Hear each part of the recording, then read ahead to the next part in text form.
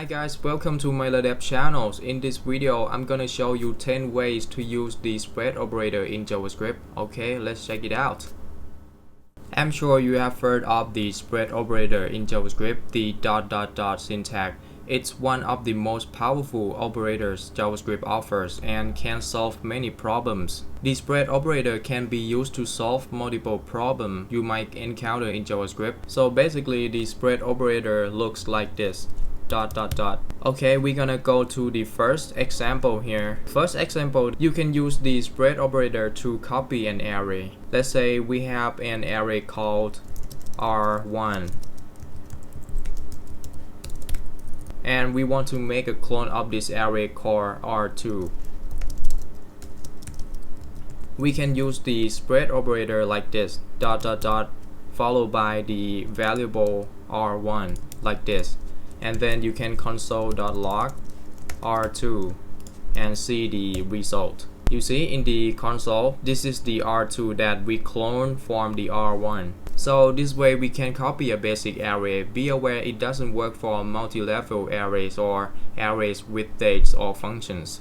Okay, let's go to the next example. Second example, you can use the spread operator to combine arrays. Let's say you have two arrays that you want to merge into one. This happens quite often and we could use the concat method. But the spread operator just makes this way easier. Let's say I have R1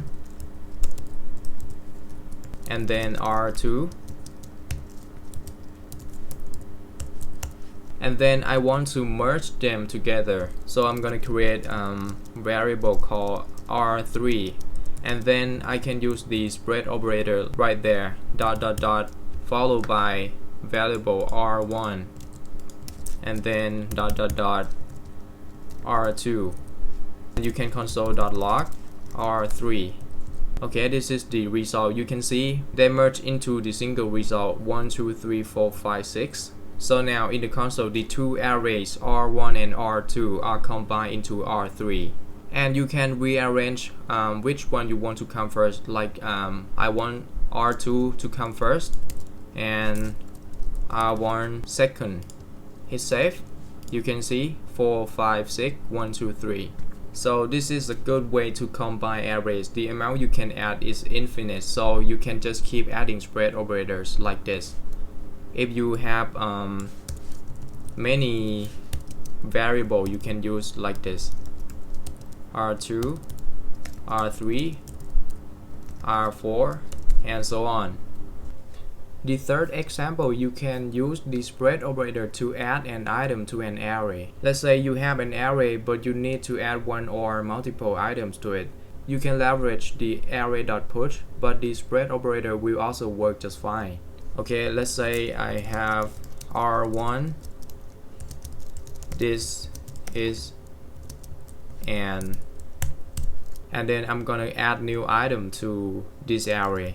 So we use R1 equal to, and then inside is we can use the spread operator ... followed by R1 and item that you want to add to this array, like array, and then you console.log R1. Hit save. As you can see, this will add the new string to the end of our existing array. And you can even pass multiple strings, like I want to add some more, like cool.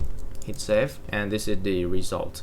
Next, you can adding a property to an object using the spread operator. Let's say you have an object of a user, but it's missing an age property. Okay, let's create the object const user. Inside this object, I'm gonna create some property: first name Myler, last name Def. And to add the age to this user object, we can again leverage the spread operator. So I'm gonna create variable const output, and then we use the ... followed by user object and property that you want to add to this object. And then you can console.log to see the result. Right there, as you can see, we add the age property to this object. Next, we can use the spread operator with the math functions. Let's say you have an array of numbers and you want to either get the lowest, highest, or the sum of these numbers. That's another great option for the spread operator to shine. Okay, let's create the array const r1. So our array will look like this: 1, -1, 0, 5, and 3. And to get the lowest number, we can use the spread operator and the math.min method. I'm gonna create variable called min and then use math.min function, and I'm gonna pass the r1 variable. We can use the ... followed by r1 console.log min. Let's see the result. You can see the lowest number in this array is -1. If you remove this value in array, you're gonna see the 0 is the lowest number in this array. And to get the highest number, we can use the math.max method. You can change this min to max and change the variable min to max. Hit save. In the console, you can see the highest number in this array is 5. So if you are curious to see what happens if we don't spread, you can remove the ... The output will be none or not a number. Why is return none? Because JavaScript doesn't know what to max on array. Make sense? Next example, we can use spread operator to spread array as function arguments. Let's say we have a function that takes 3 arguments. Okay, let's create function myFunc, and then take 3 parameter x1, x2, x3, and I'm gonna console.log x1, 2, 3. So we're gonna call this function myFunc, and we're gonna pass argument 1, 2, 3. Hit save. In the console, it should display 1, 2, 3 like this. What happens if we have an array that we want to pass? We can now use the spread operator to spread this array into our function. Okay, let's see.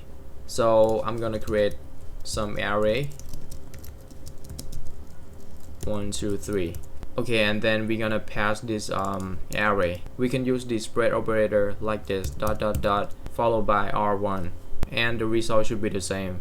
And with the spread operator, we can pass unlimited arguments to a function. Let's say you have a function that takes unlimited arguments. Perhaps there are properties you want to dynamically loop over.